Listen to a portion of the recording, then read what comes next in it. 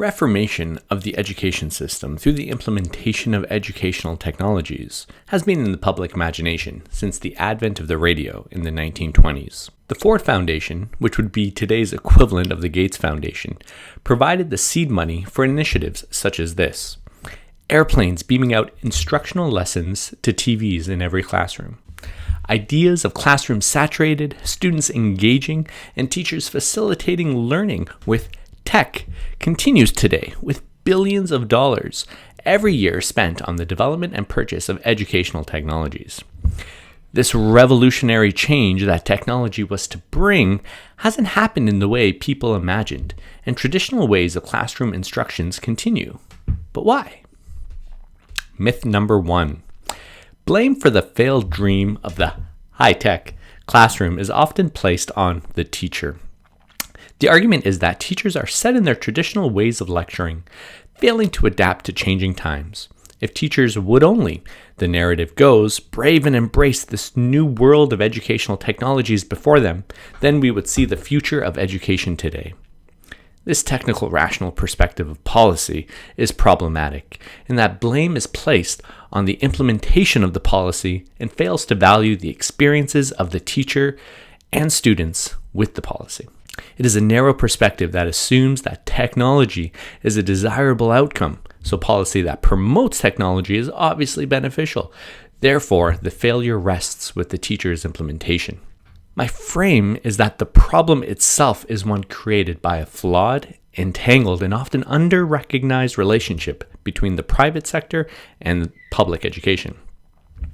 As a direct consequence of this messy and unquestioned entanglement arises the so-called urgent need to dramatically improve the status of technology adoption in Ontario schools. By framing lack of adequate technology adoption as a problem, private sector companies position themselves as the savior and create for themselves market opportunity. I argue that technology adoption in private schools in our province is already strong, and that educational administrators and teachers should be the ones who have the authority to determine if faster adoption is needed, what sorts of changes might be required in the future, and how those changes through policy co-creation should come about. We already spoke of the example of the airplane, flying figure eights in the sky, funded by the privately held Ford Foundation and happily signed off by the state-run public education system. Today, this private sector involvement is staring us so clearly in the face, it's hard to recognize it. We have smartboards, gizmos, D2L being funded over $4.5 million by the Ontario government. With all these technologies being adopted and used in classrooms, is there a problem with technology being adopted too slowly? Or is it a problem that companies create in order to be part of the fixing? Also, who should be in charge of determining whether the public education system is not evolving or innovating quickly enough? I would argue that only when teachers and educational administrators are given the authority to determine the need for educational innovation can the private sector be involved in a way that does not dominate or railroad the direction. Stephen Ball has had a lot to say about the private-public entanglement. In the education system, he is indignant about the reduction of education to economy. However, he also points out that privatization is not a single phenomenon with uniform characteristics, and that a blanket defense of the public sector over and against the destructive inroads of privatization is untenable. He states that he cannot claim that the private sector's involvement is entirely a negative phenomenon. He also adds that it's impossible to go back, that this entanglement cannot be reasonably undone. Larry Cuban has a lot to say about the purpose of education and the role of technology. Before we think about this, we have to reflect on a deeper existential question, so we don't end up like this poor dog wondering if he'll ever know who's a good boy. You're a good boy. Cuban points out that there are two competing narratives in regards to the goals of education. One speaks to the purpose of schools as civic engagement, socializing the young into community values, and for reducing inequalities, while the other describes schools as a place to prepare the next generation with job-anchored skills for an ever-changing workplace. The latter, according to Cuban, is the more dominant narrative in political discourses and policy over the last few decades. In Ontario, we have also seen the shift to job-anchored skills with the advent and popularity of 21st century competencies. This is relevant to technology in education because the problem of lack of technology implementation in schools is posited within a dominant narrative in which the purpose of schools is to prepare students for the job markets. But what about the broader aspects of education, which Cuban points out, where ethical values are taught, critical reasoning is practiced, and global citizenship learned? If the purpose of education is only to get a job, its scope is reduced and the adoption of policies that serve only this narrow goal become the norm. Before introducing the proposed policy change, a discussion of current spending in Ontario on educational technologies is needed. This not only provides a current overview of the haphazard way money is being spent, but also provides the basis on which the funding for the proposed policy should come. In a 2008 report by the Office of the Auditor General of Ontario, school boards reported spending $227.8 million on educational technologies, IT infrastructure, and software subscriptions.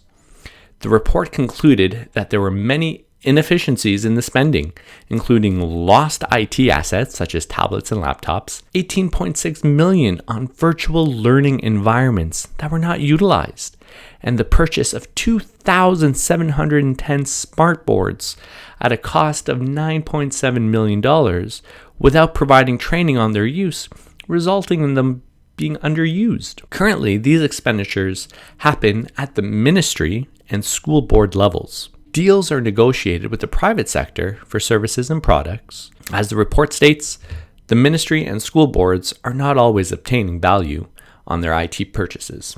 I'm proposing a system-changing policy instrument to replace the power held by the Ministry of Education and school boards to that of schools and teachers, the real superheroes. The change would require the Ministry of Education to allocate at least $100 million for in-class technologies. The ministry would forward these funds to the school boards with the mandate that these funds be distributed directly to schools and principals. From there, school principals would be mandated to direct a majority of the funds to department heads, and from there to teachers. The schools, teachers, department heads, and principal would have autonomy on any classroom purchases and would be held accountable to the school, principal, students, and their families. When compared to the roughly 2 million students in Ontario schools, the $100 million would equate to approximately $50 per student. With an average class size of 25 students, each teacher could potentially receive a budget of $1,250 for a classroom. Teachers now have an opportunity to engage in discussions in their class about how a portion of the class's money should be spent. In their discussions, teachers and students can learn from each other as to what technologies they would want to utilize in an upcoming unit of study. This simple act puts into practice the interpersonal, intrapersonal, and cognitive skills related to 21st century learning that teachers are being asked to do. For the proposal to work well, it is important that a spirit of collaboration and mutual respect be central to the process. The process lends itself to a co-construction or school as policy constructor view of policy. Schools and boards would now have to work together to find solutions that work for their teachers and students. And the process of report sharing can help multiple schools and boards learn from each other's mistakes and successes. This policy would overturn a culture of viewing teachers as less than capable to one where they are positioned to be the decision makers of curriculum. During the 1870s, a teacher's value was not in their knowledge and experience. Rather, their value was in their ability to control classroom behavior. From this historical standpoint, the content of what students needed to learn in class was being governed by the Ministry of Education through a new policy device called the standardized curriculum. This process of standardizing curriculum formally started in the 1970s. Since teachers primarily were hired for behavioral management, as Linda Darling Hammond put it, the search was on for a teacher-proof curriculum. Quote, "School systems' ongoing search for a teacher-proof curriculum continues to be grounded in mistrust of teachers' capabilities to make sound decisions about how and what students should be taught. Unfortunately, a teacher-proof curriculum is also student-proof. This idea of teacher-proofing the teaching profession has been in the ethos of policymakers in the private sector and the public for decades, and is counterproductive to advancing the future of schooling. It has become an accepted norm that the Ministry of Education, districts, and school boards, entangled with the private sector, will spend money and create poor policies on educational technologies only to have the blame for the failure of those policies fall on teachers. Teachers should be at the forefront of decision making, and this policy proposal places teachers in an appropriate central role. One of the challenges in the implementation of this policy is lack of recognition that there is a problem. Using Downes' framework for the issue attention cycle, this policy is attempting to address an issue that's still in stage 1, the pre-problem stage. There is a lack of public attention over the issue of wasted funds allocated for new educational technologies, and the reason behind this problem. Implementing this policy, however, provides an opportunity for the various stakeholders in education to come together to collaboratively create something that can move public education forward. Another challenge is the negative perception that exists concerning the capacity of teachers. However, to make this policy successful, rather than addressing these particular concerns outright, I think there is merit in acknowledging such problems exist and largely bypassing them. Through the implementation of the policy itself, this is one of the ways to correct the erroneous notions of the lack of capacity of teachers and the blaming of teachers for deficiencies in our public school system. The public and various stakeholders would be made aware of how much more effective it is to situate teachers at the center of decision making. If successful, the policy change would demonstrate that when teachers are upheld as decision makers, new technologies adopted in classrooms are well used, students are engaged, and funds are better spent. Thank you. Decision